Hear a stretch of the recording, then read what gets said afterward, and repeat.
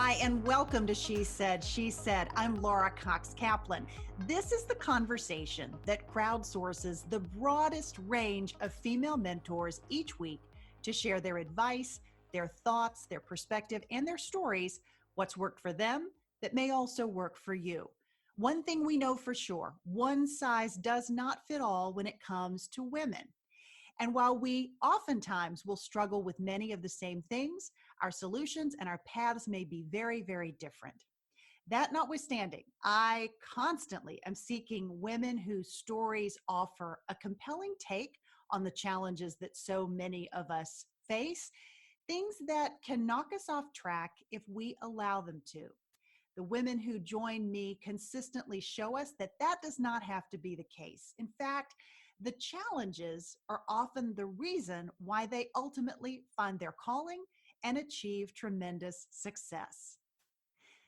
The incredible Francine LeFrak is my guest today. She is an award-winning television, theatrical, and film producer turned social entrepreneur. Her primary focus is advocating for women and female entrepreneurship. Francine is actually a trailblazer in helping to create economic models that are self-sustaining and that are grounded in a philosophy of opportunity and empowerment through work. What an incredible, incredible goal. This value is deeply embedded in the mission of her foundation, the Francine LeFrak Foundation, as well as its subsidiary, Same Sky. And for those who are listening today, take a look at the show notes for this episode. I'll include a couple of photographs of one of the beautiful bracelets that is manufactured by the Same Sky Foundation. You'll find them at samesky.com. Francine, welcome to She Said, She Said. Thank you, Laura. I'm so happy to have you here. Your story and your perspective have been such an inspiration. I've really loved doing the research on you for this interview. For our audience listening, one of the things that really jumped out at me is that I've heard you described as a philanthro-capitalist. What does that mean? The greatest philanthropy is a job, not a handout. And I believe so strongly in the hand up, not a handout model. And when I went to Rwanda, which we'll talk about, and met the women there and saw how talented they were with their hands, giving them money was not going to give them dignity. And it would never give them the security they needed. Earning a living was going to give them dignity. And giving them a job was the most important thing that I could do, because that would give them respect.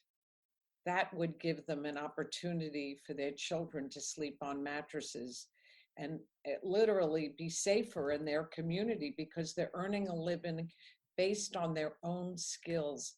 And that's what the dignity of work is. So when I became a philanthropist, I wanted to kind of turn it around and become a philanthropist that had an impact.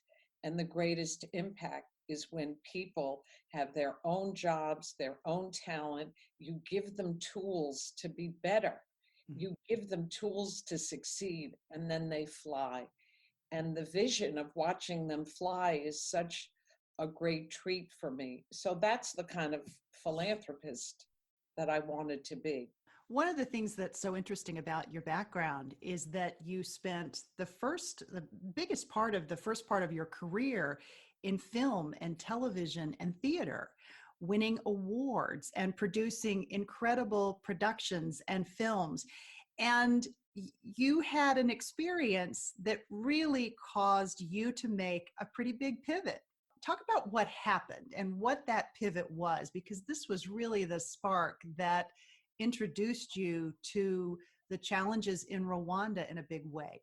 I want to talk about it in the context of skills being portable and learning that we all have portable skills. The last place I ever expected to go to and open a business was Rwanda. But life takes you on a journey, and the things you believe in inform what you do, and you have to kind of go with it. And that's kind of what happened to me. I was developing a film on the Rwandan genocide at Fox Studios, and we had Helen Hunt and Jaimin Hansu, and we were in pre-production when Hotel Rwanda was released. And all of a sudden, I get a call from the president of Fox saying, "We're not going to proceed with your film." And I had spent about 3 years researching the Rwandan genocide, where, in 1994, 1 million people were murdered in 100 days, and 70% of the women who got raped developed HIV, and the women were just waiting to die. The women had no hope. They were so poor, they couldn't even afford transportation to pick up free medication. And I couldn't get this out of my mind. I felt like I can't do a film that sheds light about it. What am I going to do? And I knew that the women were incredibly talented with their hands. And I said, a friend of mine said, you've always been good with jewelry. And so I decided, well, what if I started a jewelry business in Rwanda and gave the women a job, not a handout, and see what happens? Yeah. So we started by making these bracelets where all the beads came from America and FedEx would ship them. And we started with 4 women and we got up to 200 women. Wow. But I saw the impact of employment on these women. And to give you an example, there was Clementine. Clementine couldn't read or write Kinyarwanda. She didn't have a bank account. Her HIV numbers were off the charts. She goes to the doctor and the doctor said, "Clementine, what are you doing? Your numbers are so good. What happened?" She said, "I have a job." Is that right? Clementine learned how to open a bank account. She learned how to read and write. And she even gave birth to a non-HIV baby. Wow. So I saw firsthand the impact of what that does when you do pivot. I mean, it was very frightening for me going to Rwanda the first time, I'll admit it. And I never thought that Africa would have that impact on me that it has on people. When people go to Africa, it's this incredible experience in their life. But for me, the minute I got off the plane, the minute I met firsthand with the women, I was sold. It was like a light switch. And, that's what happens in life. You're not really prepared for that sort of thing. But it was life affirming and it changed the whole direction.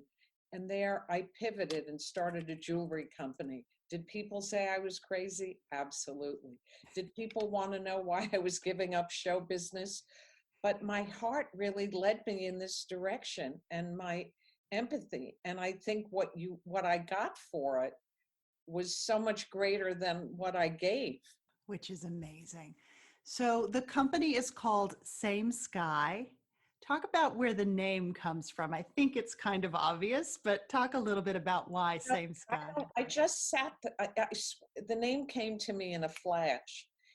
And I said, same sky.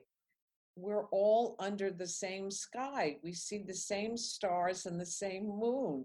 And then I looked at it on a piece of paper, and my dad's name was Sam and my mother was Ethel. And I said, I don't know, in a flash. And I loved the name because it's so poetic and yet so profound. Yeah. Talk a little bit about, anytime one goes off to a country like Rwanda to help provide economic assistance or any kind of assistance to another country. Talk about maybe some of the challenges and obstacles that you had with existing government infrastructure there, or maybe what support you were able to get. Talk a little bit about that piece of the journey. It's a very surprising journey because Rwanda, after the devastation, was left with 70% women. And the president knew that the women needed to have a voice in rebuilding Rwanda.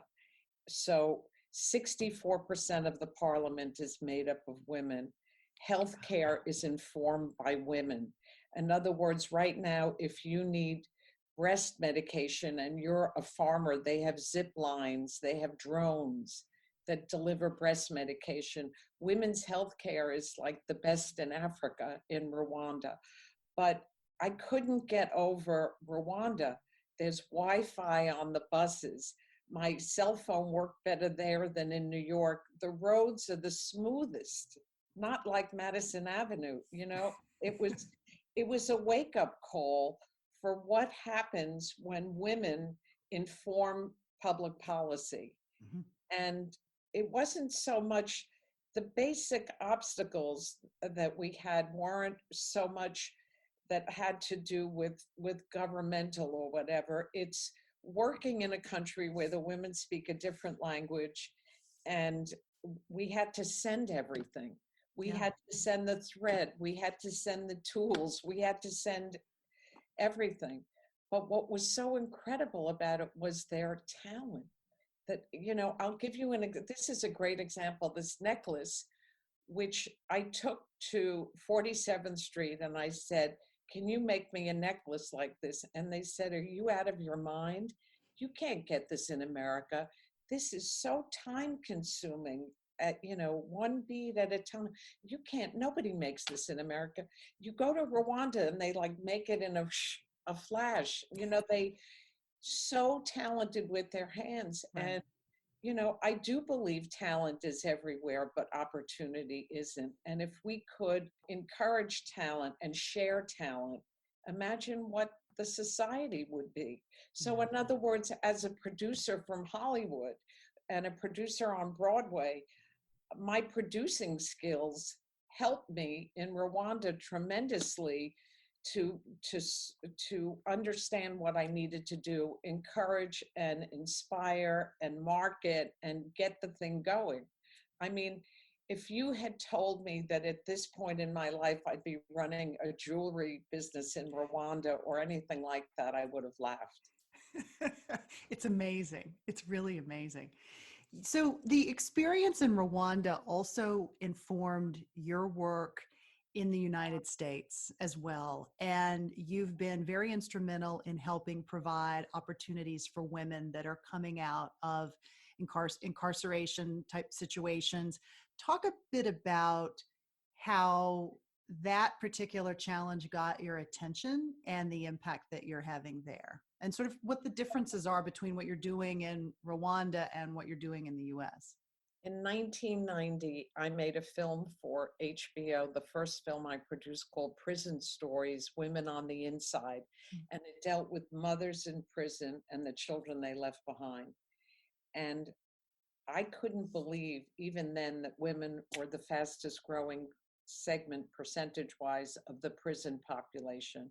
For every woman in prison, 80% have 2 children. What happens to those children? But what was the recidivism rate?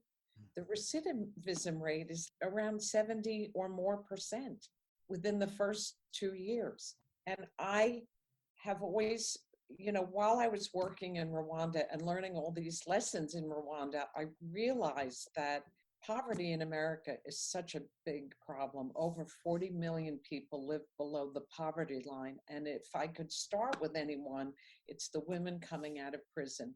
What do they have? Where are they going?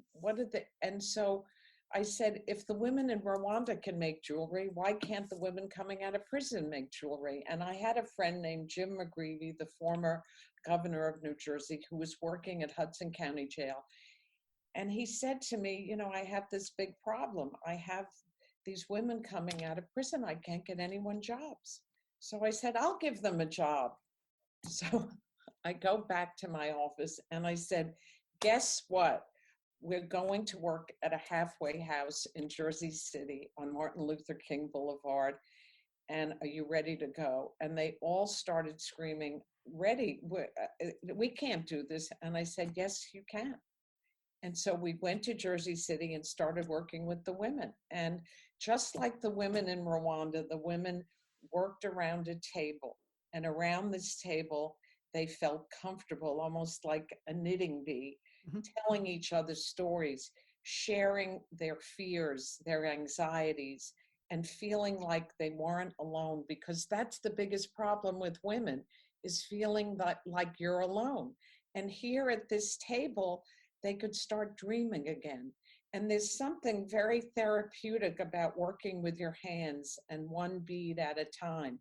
And the women started to think, maybe I'll go back to school, or maybe I'll, open an art gallery or have a pie business. And it just was this wonderful feeling. And what the women were doing in Jersey City was so similar to what had happened in Rwanda. And I realized that the model of creating employment, creating training, and giving these people the tools, that was the success model, going from invisible to visible.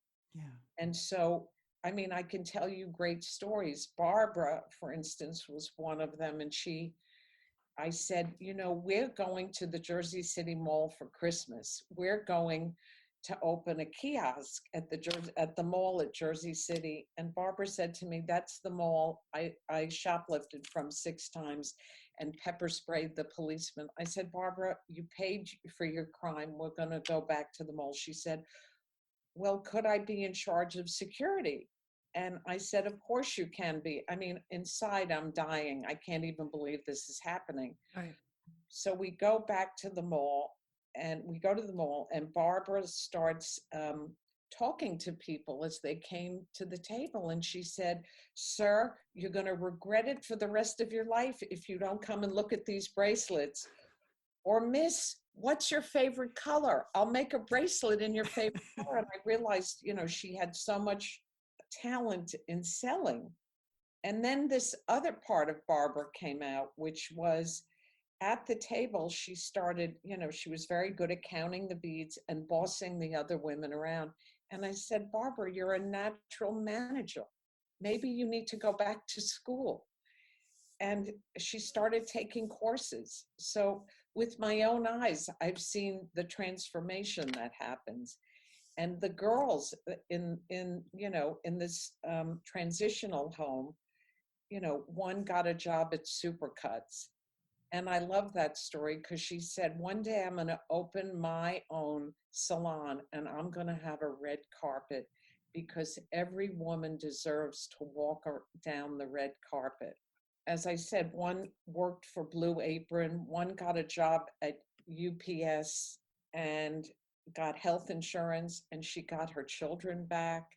For these women, buying a birthday card is a huge thing. Right. I mean, what I learned from Rwanda and what I learned from the women in Jersey City is it made me a much more real person, and it made me value what I have so much and appreciate what we all have.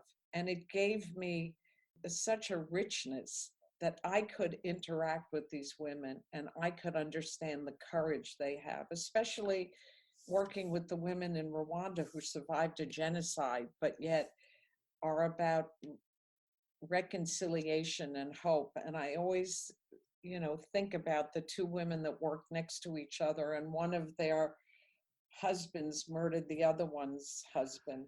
And yet they had to focus on their children and their future and their health, and they didn't have time to hate each other.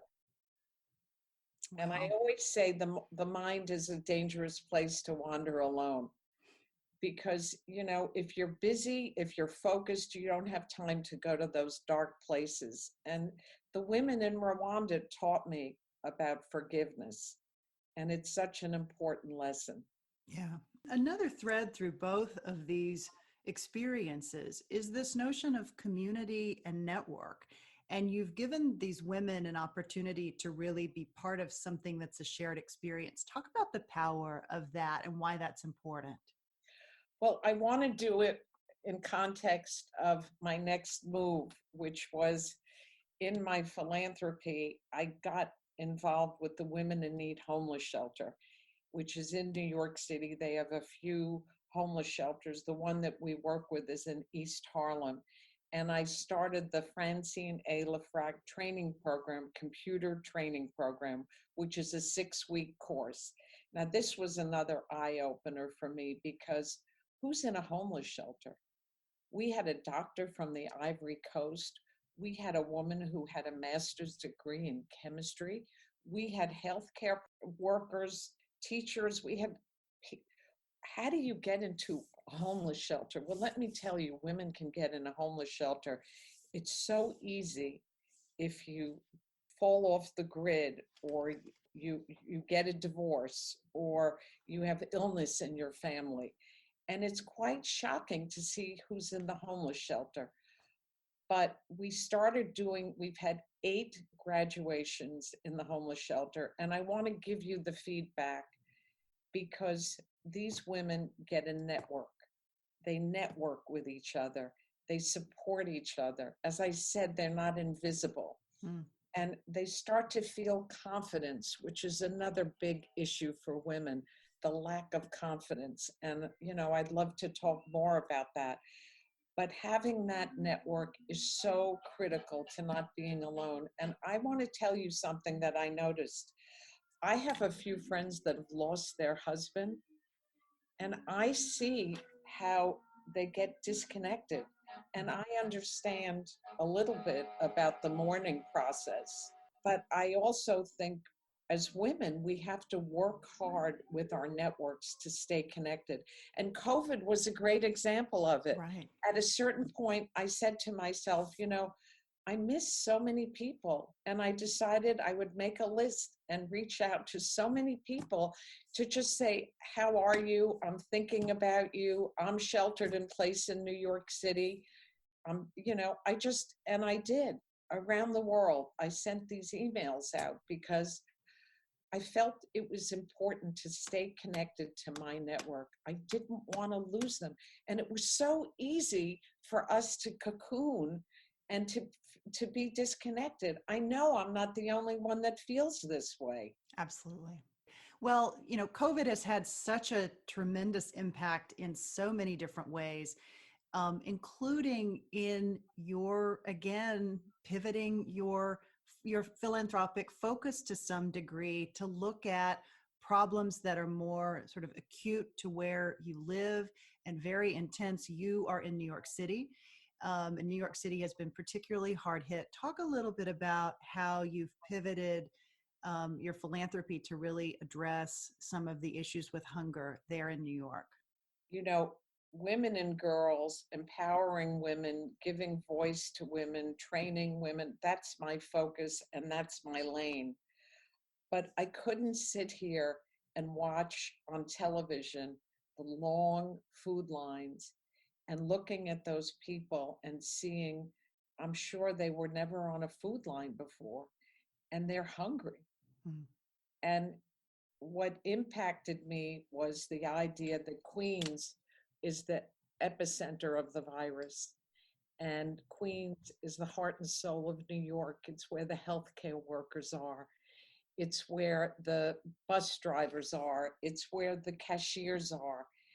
And they had the biggest outbreak of COVID, and they were impacted the most. And here I am sitting, ordering food from Cinderella, literally watching the food lines, and I couldn't live with myself. I said, I have to do something. So I started reaching out to food banks to try to understand who has the depth to be able to deal with. And so I found the food bank for New York City, and I called them up and I said, how are you doing in Queens? They said, we're overwhelmed in Queens.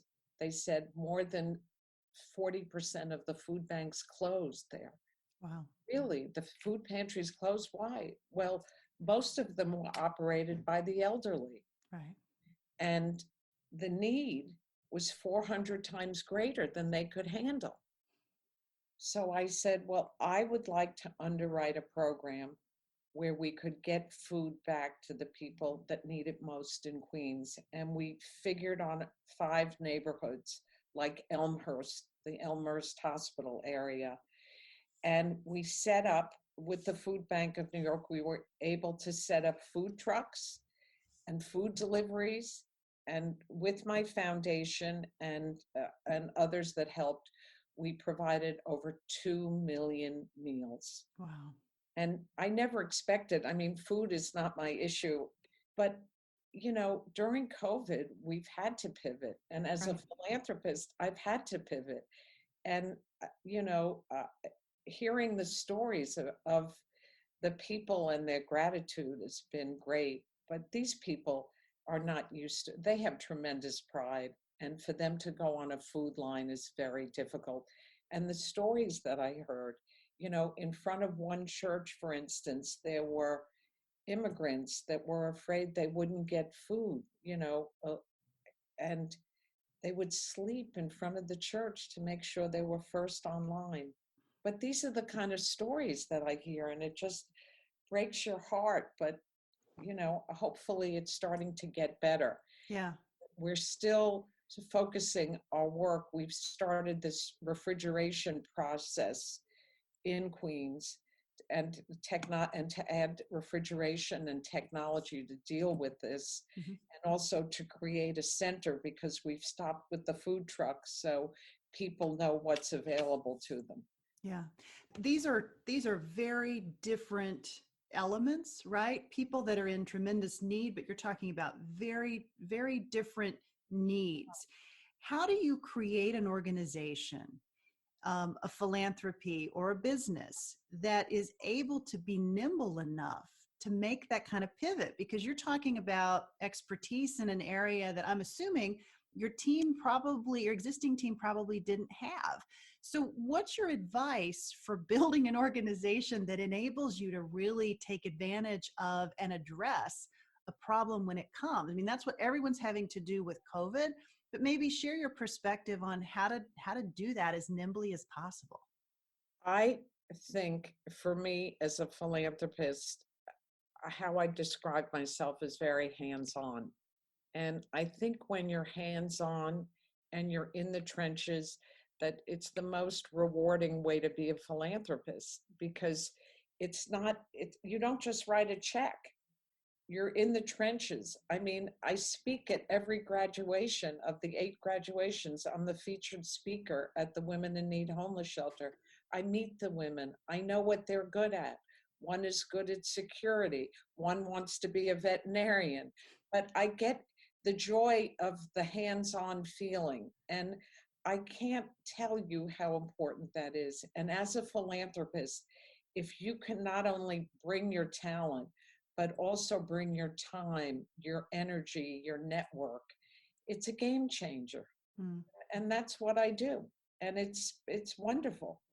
Yeah. Can we talk a little bit about how you grew up and where this philanthropic gene really took heart?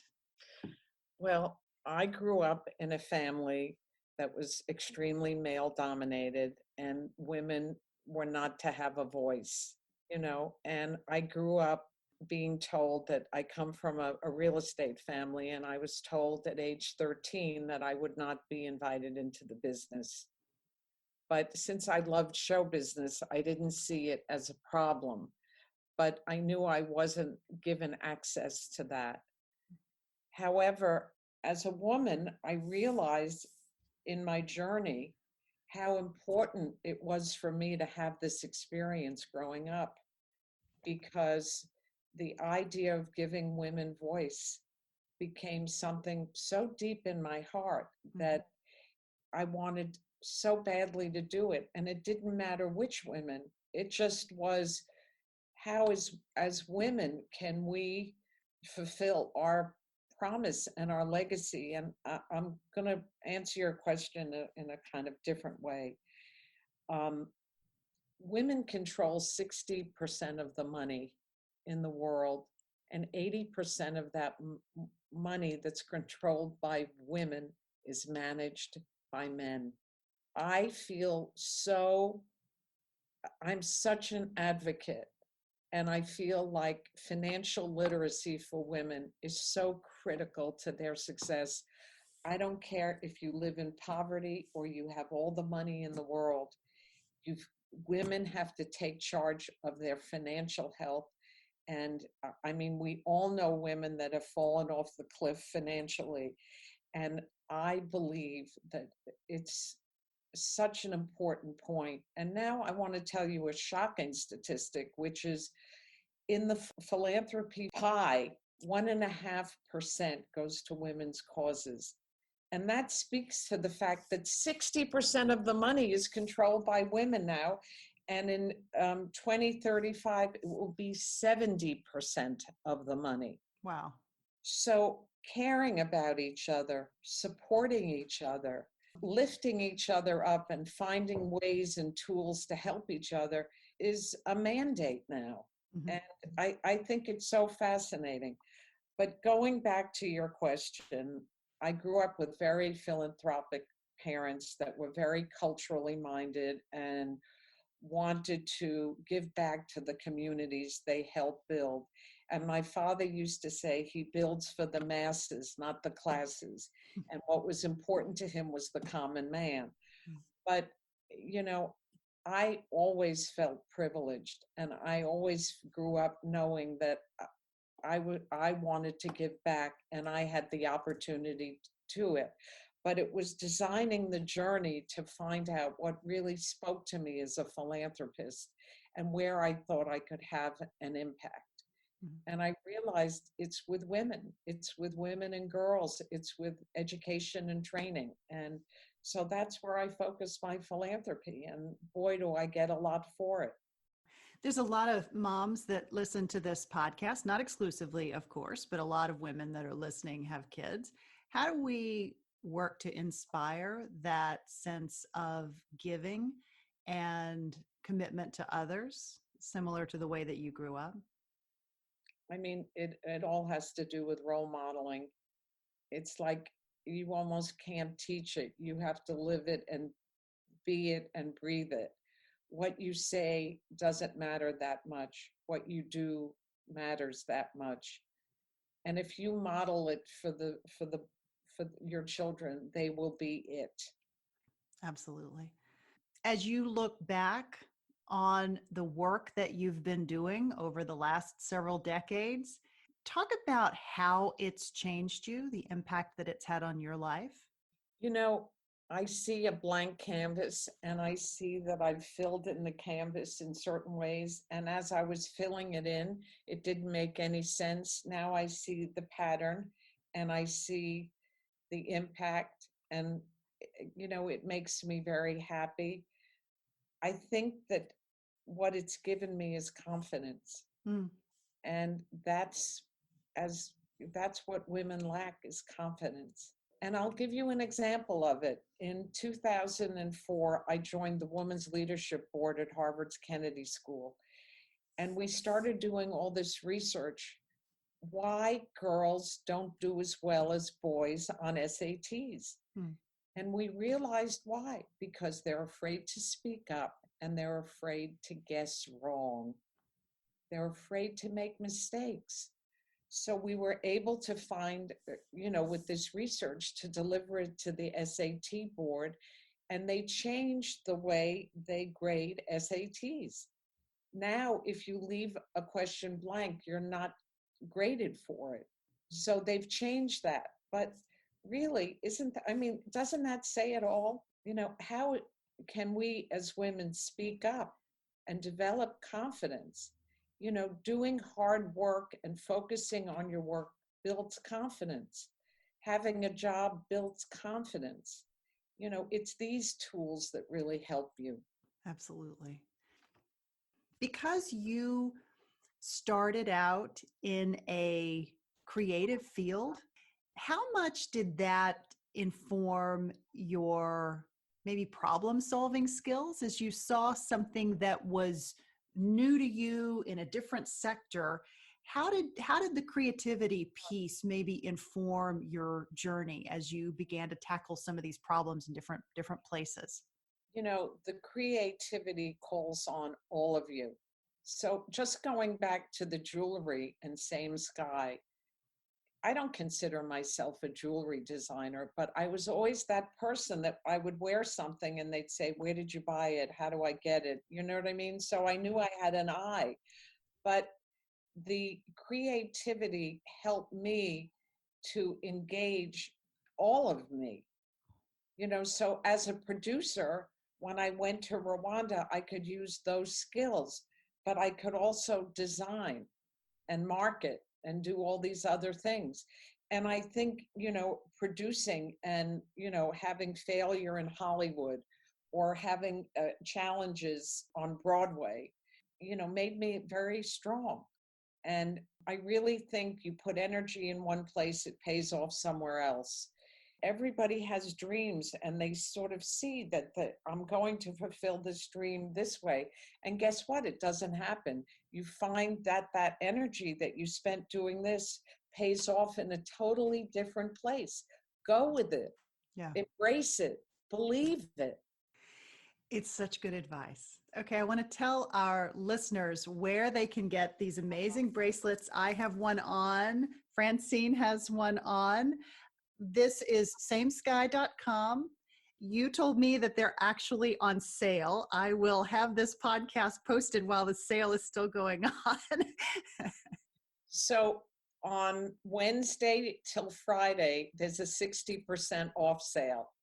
Wednesday the 23rd to Friday the 25th. There's a 60% off sale. So if you're going to buy a piece of jewelry, these are the next 2 days to do it. I think the sale starts at 6 a.m.